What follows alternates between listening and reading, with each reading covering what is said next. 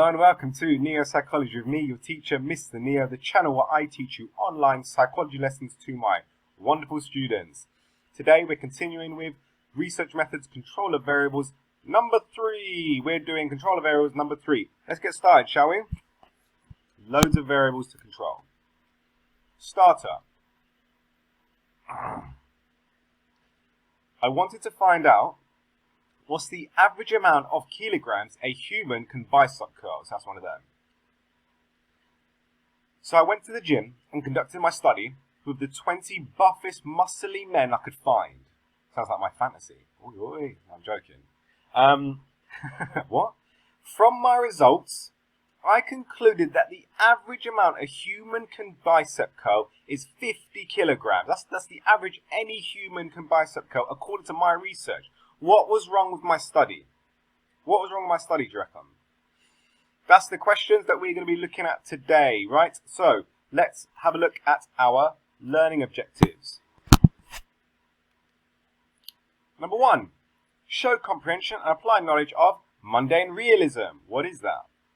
Number 2, identify and analyze generalization. This is a good one to remember. And number 3, they're all good. Understand and explore the different types of validity. Let's get started with learning objective 1. Show comprehension and apply knowledge of mundane realism. Mundane realism. The aim of any psychological study is to provide information about how people behave in real life, the everyday setting in which life is lived. If the setup of a study is too artificial, such as a lab experiment is usually considered artificial in some situations, or contrived, then the participants will not act as they normally would. For example, the study by Loftus and Palmer investigated eyewitness testimony by showing participants a film of a car accident and then asking questions about the speed of the car. So they would show them a video clip of 2 cars crashing, and then they would ask them how fast you think the car was travelling. But how realistic is this? Is watching the film the same as seeing the real thing in real life, a real accident, right? Many things affect the realism or how realistic something is of a psychological study. The term mundane realism refers to how an experiment mirrors the real world. How much is this realistic? How much do I know I'm in an experiment, or how much have I forgotten I'm being experimented on, I'm being observed, and I'm doing my everyday normal behavior. Mundane means of the world, commonplace, ordinary. So a lack of mundane realism means something is not like everyday experience. It's not realistic. It's contrived. It's artificial. Watching a car accident on film lacks mundane realism because it's not like everyday experience, and this means that the results of the study may not be very useful in terms of understanding behavior in the real world. Mundane realism. Let's get a definition. Support words are on the right. Refers to how a study mirrors the real world. Oh, I've completed it. The research environment is realistic to the degree which experiences encountered in the research environment will occur in the real world. So, mundane realism. What is mundane realism? Oh, easy. It refers to how a study mirrors the real world. You know, the research environment is realistic to the degree to which experiences encountered in the research environment will occur in the real world. Last one. Okay, mundane realism. Identify one thing you learned about mundane realism.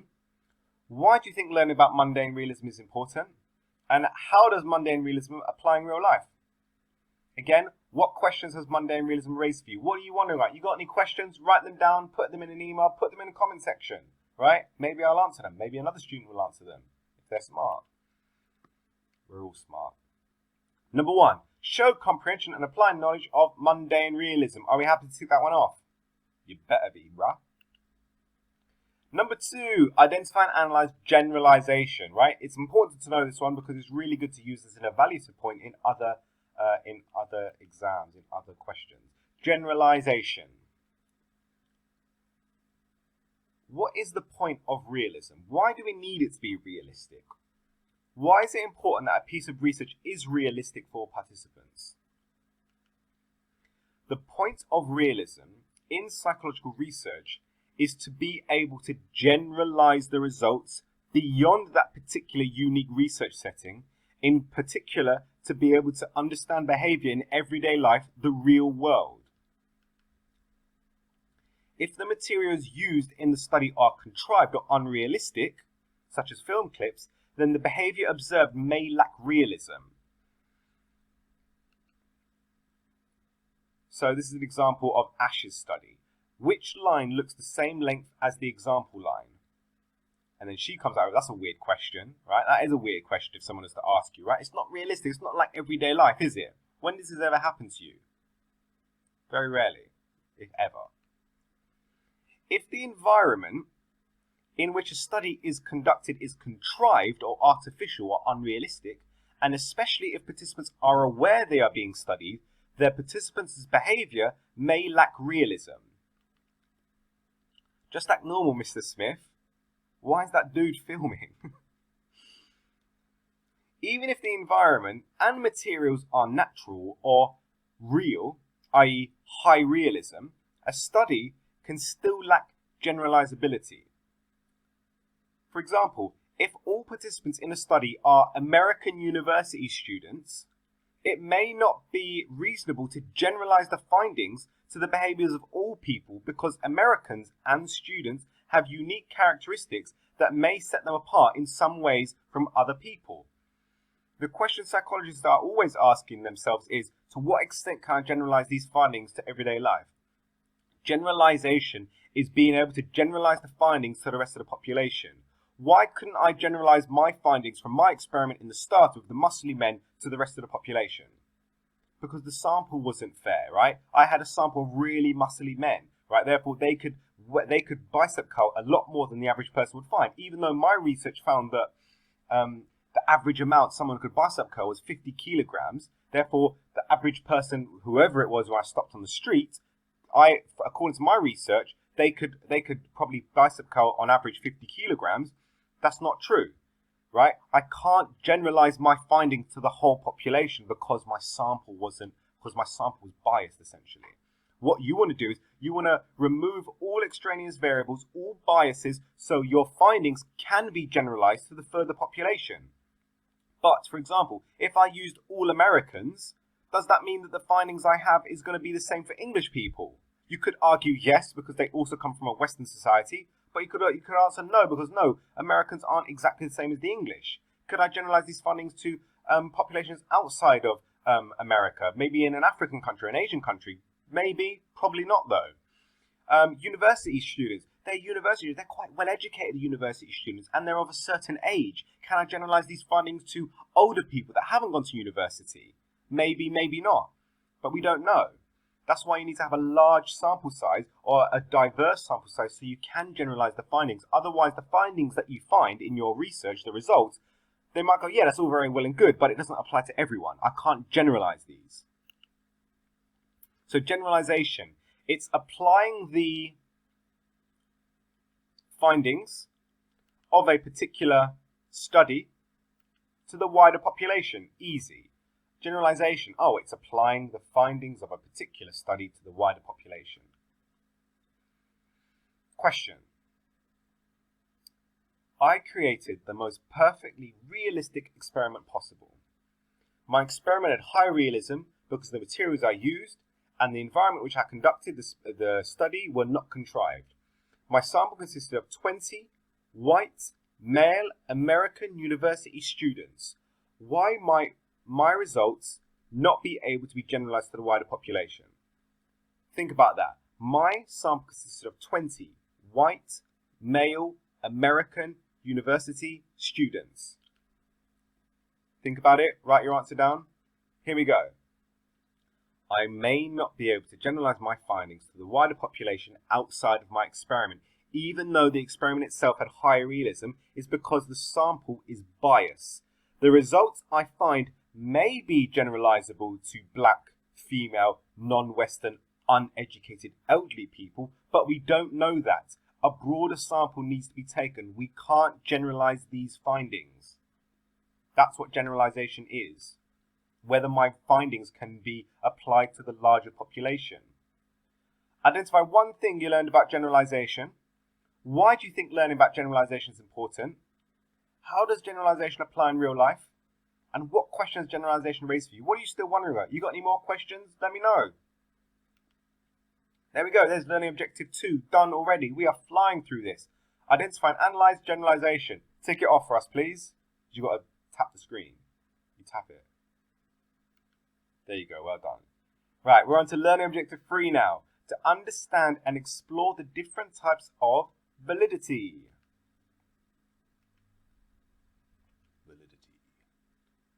The term validity refers to how true or legitimate something is as an explanation of behavior. It involves the issues of control, realism, and generalizability. Often students believe that validity is about being correct. That is both right and wrong. It is right because a researcher seeks to find out whether their hypothesis is true, i.e. correct, but it is wrong if you think that being correct means finding out that the predicted expectations have been confirmed. Validity is not about confirming your expectations. Validity can be separated into internal validity and external validity. Internal validity is about control, confounding and extraneous variables, and realism.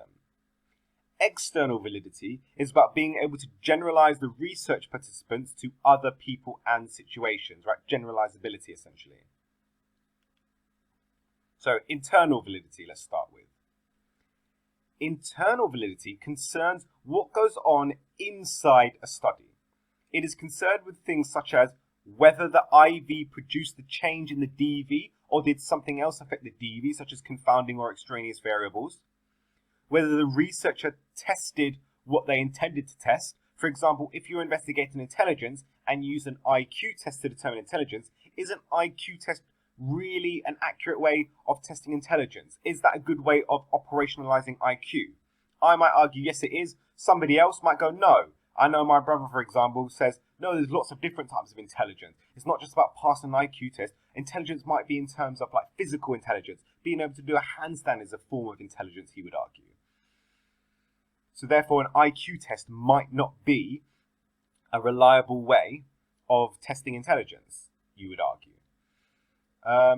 And whether the study possessed or lacked mundane realism. Was it realistic? To gain high internal validity, researchers must design the research carefully, controlling confounding and extraneous variables, and ensuring that they are testing what they intend to test. Like, for example, in the IQ example. Am I really testing IQ? Am I really testing intelligence here? Or is an IQ test not a good test of intelligence? External validity, however, is affected by internal validity. You cannot generalize the findings of a study that was low in internal validity because the results have no real meaning for the behavior in question. External validity also concerns ecological validity, population validity, and historical validity. Let's have a look at what these three mean. Ecological validity is the place where the research was conducted, right? Ecological validity. It may be appropriate to generalize the findings from the research setting to other settings, most importantly to everyday life. If my research was found in a laboratory and it was very contrived and it wasn't realistic, I might not be able to generalize my findings. It might lack ecological validity. Population validity. The people who are studied, population validity. If a research study involved just men or all women or all men or only Americans, etc., then it may not be able to generalize the findings to all people. This would be a population validity. My sample is biased. So if a research study had just students or all men or only Americans, I might not be able to generalize what I find as my results to everyone else. Oh, I found this is my result. Yes, but your study, your population wasn't valid, right? It wasn't a good sample.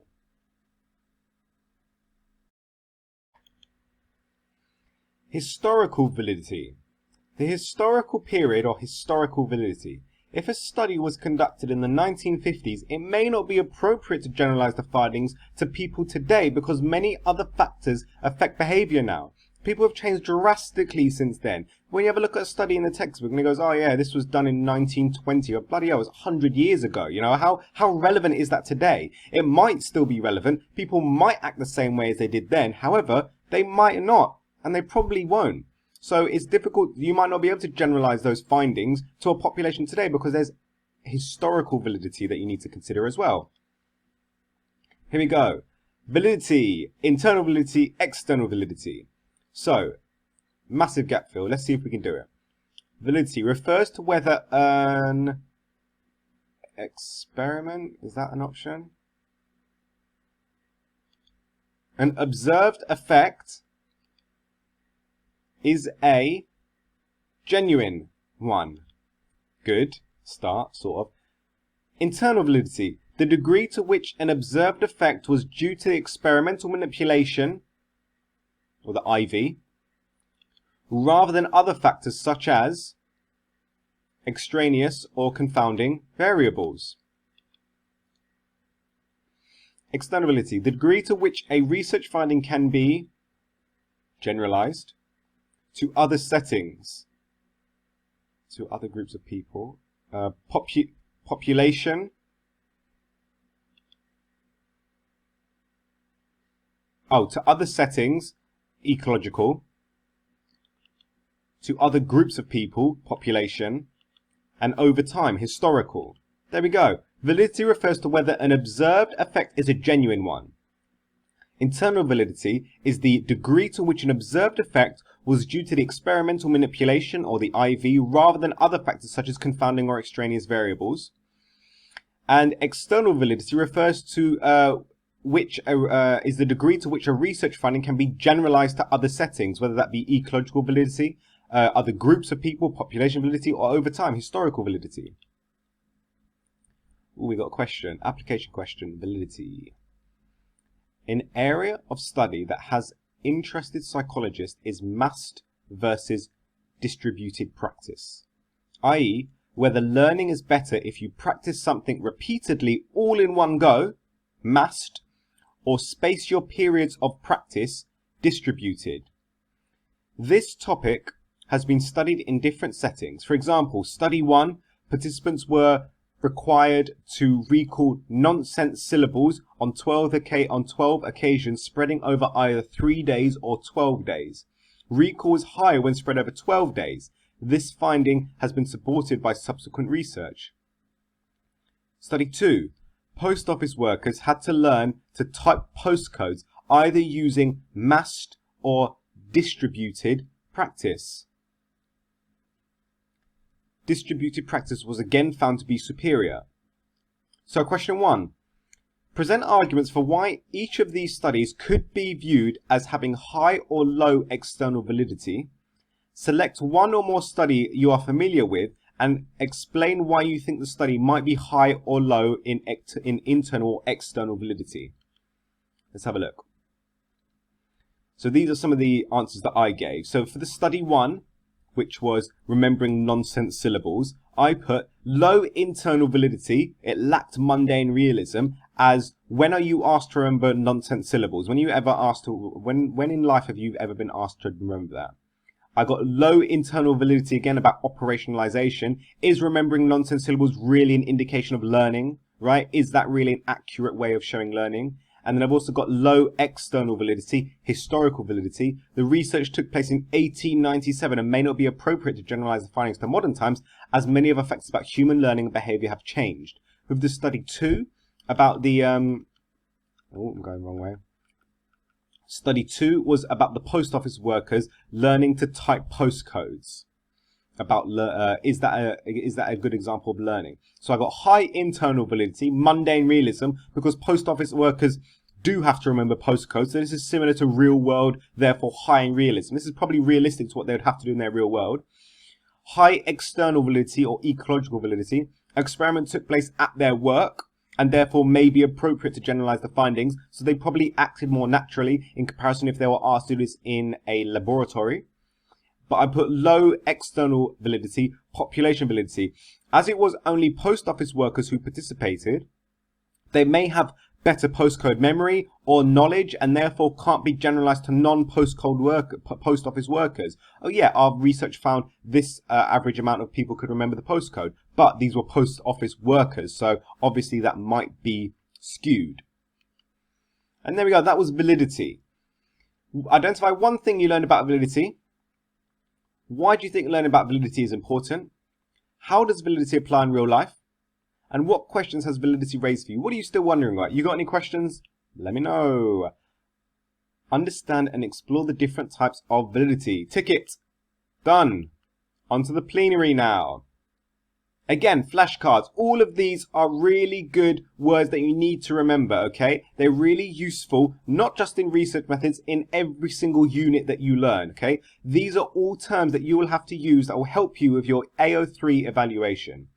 So, create flashcards for some of the following terms. Realism, mundane realism, generalization, internal validity, external validity, ecological validity, population validity, historical validity. I feel like I'm saying validity. Blah, blah, blah, blah.